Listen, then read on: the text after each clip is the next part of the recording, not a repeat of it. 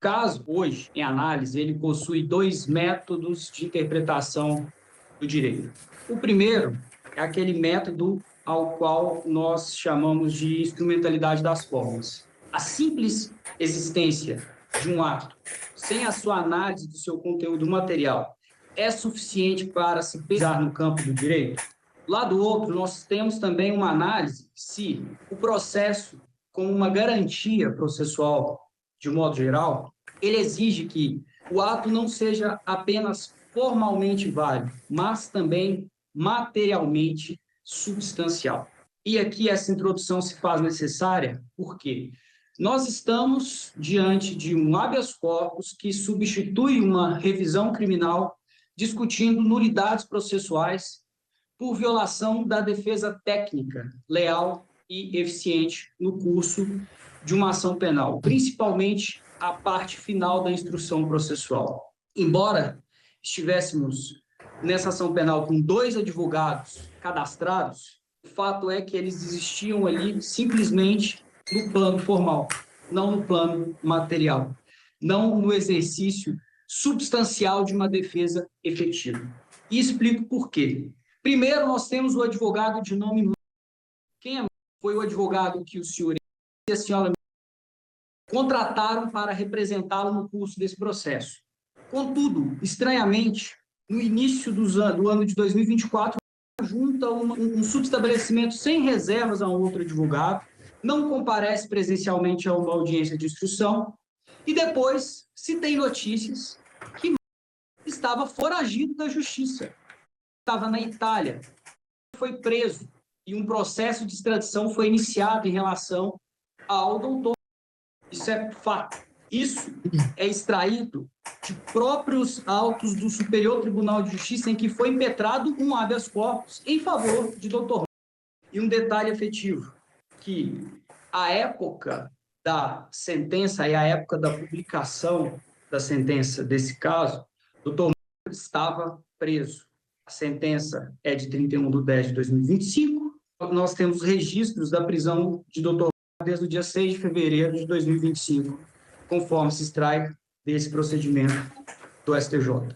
Daí, excelências, curioso é que, obviamente, sobraria o outro advogado que também estava cadastrado e houve a juntada de subestabelecimento sem reservas. Todavia, é o advogado de entra nessa relação processual não para defender, afinal, eles nunca tiveram qualquer contato, eles nem sabiam da existência desse personagem. A questão aqui é que entra no processo, peticiona no juízo de primeiro grau, induzindo o juízo a erro, informando que o doutor não poderia comparecer a uma audiência presencial, pois estava doente, isso está registrado no processo, mas, na verdade, ele nunca esteve doente, doutor. O doutor estava foragido. Então, essa é a situação real de doutor Maio.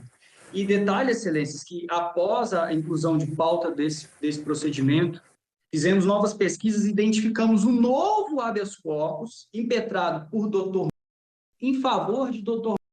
Nós temos aqui um conflito ético que, conforme se dispõe no artigo 18 do Estatuto da OAB, o advogado do causídico foragido atuando em processo. E não só, a análise mais detida nos possibilita até pensar se não seria o caso de um patrocínio infiel, conforme dispõe o artigo 355 do Código Penal. A situação, excelências, embora inusitada, o nosso legislador se cuidou dela. O nosso legislador trouxe previsões para casos como esse. Enfim, excelências, desta forma, não sobra nem nessa relação processual como advogados na forma subjetiva da coisa, para atuar em defesa de... E um detalhe adicional que comprova, sem igual, essa falta de interesse postulatório em relação a todo esse processo é que, mesmo após fazer um subestabelecimento sem reservas ao doutor, quem apresenta as alegações finais no processo? O próprio doutor, que não tinha capacidade postulatória. Isso é um fato. Aliás, excelências, na linha da jurisprudência do Superior Tribunal de Justiça, cito por todos o HC 326861, não existe a possibilidade de que um ato como alegações finais seja praticado no processo sem capacidade postulatória, como aqui ocorreu. Além disso, excelências, quando se analisa conteúdo material das alegações finais, repita-se, feitas sem capacidade postulatória, nós temos alegações genéricas, inócuas. E também, na linha da jurisprudência do próprio Superior Tribunal de Justiça, cito por todos o RHC 223023, alegações finais inócuas não são suficientes. Por quê? Retomando o início da minha fala, processo é uma garantia do acusado. Processo, ele não se perfectibiliza, principalmente a fase das alegações finais, com a simples apresentação de uma folha de papel inócua, que, além de carecer de representatividade processual e de legitimidade, repita-se, carecia de conteúdo. Desta feita, excelências, por todo exposto, um caso que, ao menos na minha compreensão e nos meus poucos anos de advocacia, é inusitado, requer a concessão da ordem para rescindir o trânsito em julgado da ação penal, viabilizando a apresentação de apelação ou ainda que seja anulado o processo na fase de alegações finais. Repita-se ainda, excelências, que o caso, procedimento como um todo, tramitava em segredo de justiça. Não havia como acompanhar esse procedimento no sistema do tribunal. Ademais disso, a senhora ela está em tratamento de câncer, em prisão humanitária. Data máxima vênia. Entendo que o postulado da segurança jurídica existe e é importante, mas aqui há uma exceção tremenda. Existiram diversas falhas processuais que contaminaram toda a instrução processual e, desta feita, prejudicaram e muito a representatividade dos pacientes no curso da ação penal. Obrigado, excelências. Obrigado, doutor Éder Segura. Eminente desembargador presidente, senhores desembargadores, doutor Túlio, apenas rapidamente aqui, a discussão é muito interessante e me parece que demandaria uma demonstração mais clara disso, então eu não acho que o habeas corpus aqui seja o instrumento adequado para isso, inclusive não se verifica aqui a priori essa nulidade, e veja, o habeas corpus ele tem que ter uma situação indiscutível, visível, e não me parece que seja neste instrumento o adequado. Então, seguindo a linha do entendimento já da Procuradoria nesse ponto, o Ministério Público se posiciona por conta disso, contrariamente à concessão da ordem de habeas corpus. Muito obrigado, então somente. Obrigado. Desembargador Vico Manhas. Pois não, senhor presidente, mais uma vez boa tarde a todos, em especial ao doutor Túlio, né, com quem já tive o prazer de conversar diversas vezes. O caso é um tanto quanto confuso, né, mas eu vou tentar resumir ao máximo, já antecipando, doutor Túlio, que estou denegando a ordem.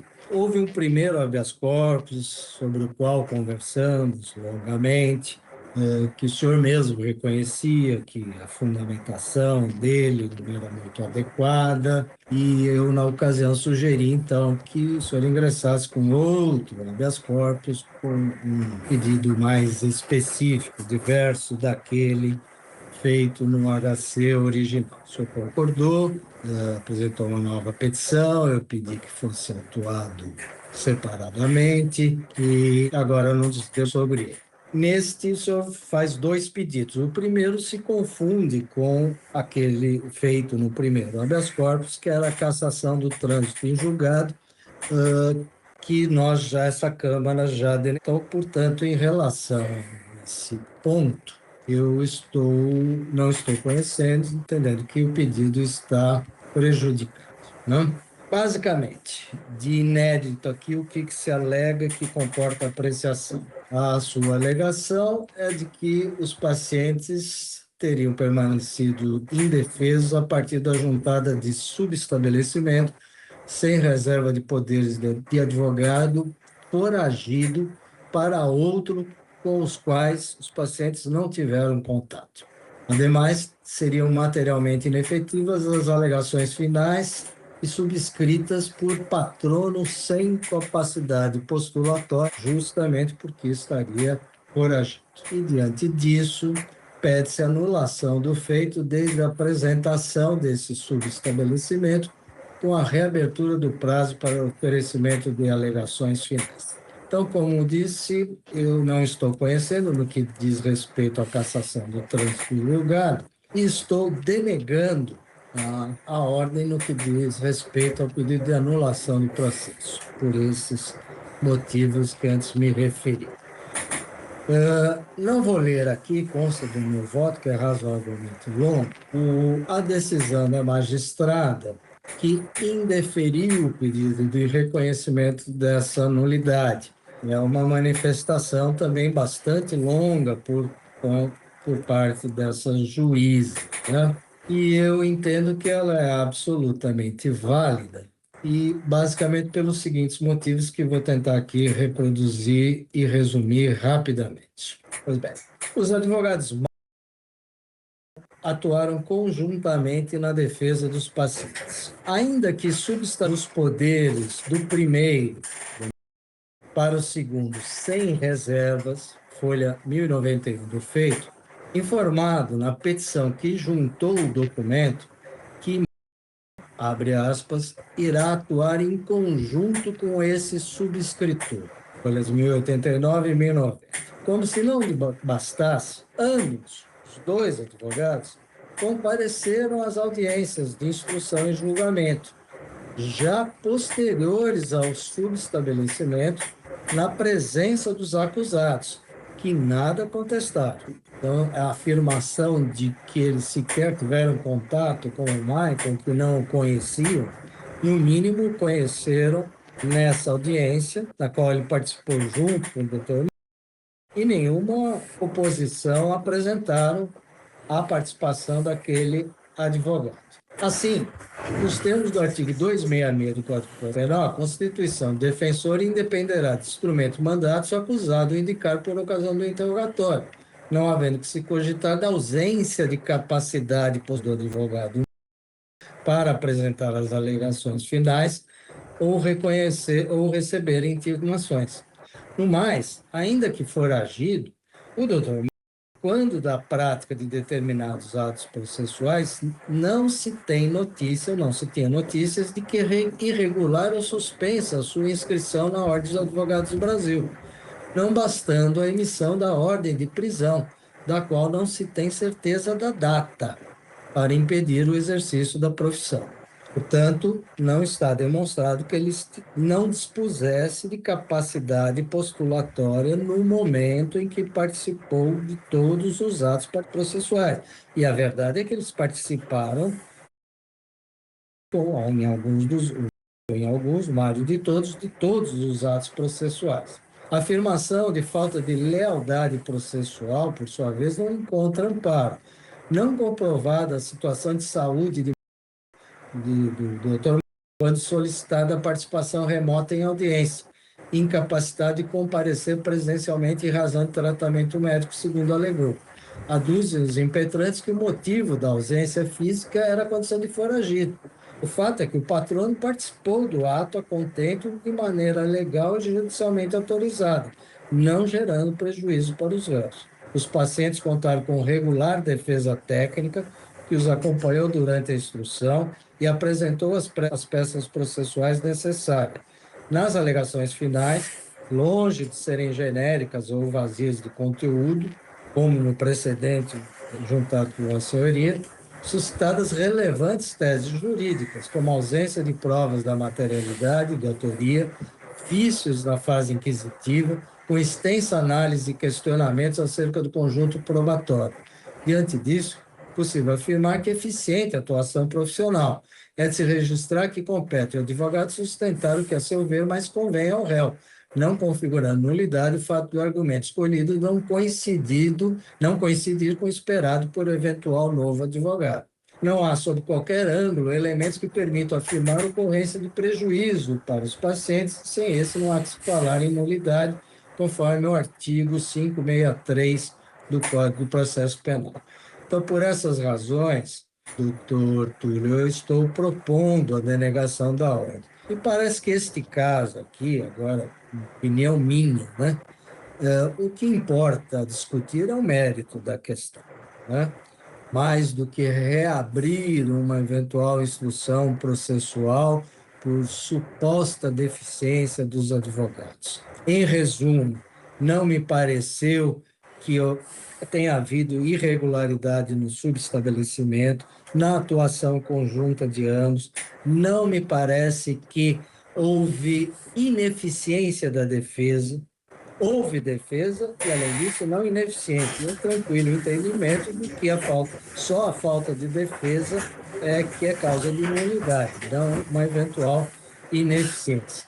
Então, concluindo, me parece que a questão aqui, no que diz respeito à dosimetria da pena, que me parece sim merecer uma certa revisão, o caminho é o da revisão criminal e não tentar reabrir a instrução processual. Então, por essas razões, e louvando todo o empenho e combatividade demonstrado pela defesa nesse caso, eu proponho que se conheça em parte da impetração e se denegue a ordem na parte conhecida. Perfeito.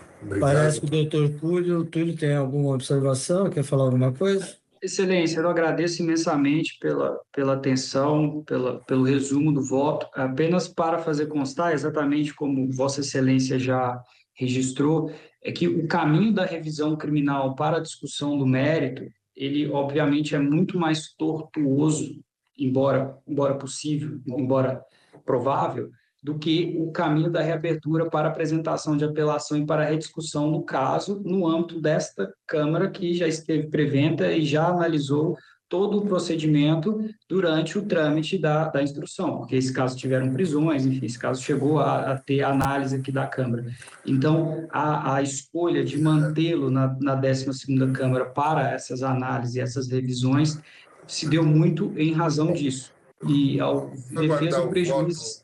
do revisor, né? Doutor Paulo Não, Rossi. só respondendo, eu entendo a sua estratégia e como advogado, ela é compreensível, eu diria. Mas é que, Sim. infelizmente, eu não encontrei nenhum vício formal que justificasse a anulação, pelo menos pelos argumentos apresentados. Ok? E o caso Doutor é Paulo. grave, né, doutor? Não é pouca coisa, não, aqui. Sim, perfeito, excelência. Perfeito. Doutor Paulo Rossi. Não, nada a ter a acrescentar ao voto do relator, doutor. Acho Perfeito. que Eu também tive acesso ao voto previamente, também estou completamente de acordo. E fiquei com a sensação, doutor, que aí talvez coubesse uma ação de reparação civil, né? Se há esse prejuízo, e se esse prejuízo ocorreu, esse dano ocorreu por uma desídia do patrono, acho que esses vossos clientes agora teriam direito a uma reparação civil, independentemente do tema de fundo, que, como o doutor Vico já apresentou, deveria talvez ser resolvido numa outra via, que é a via revisional. Tá?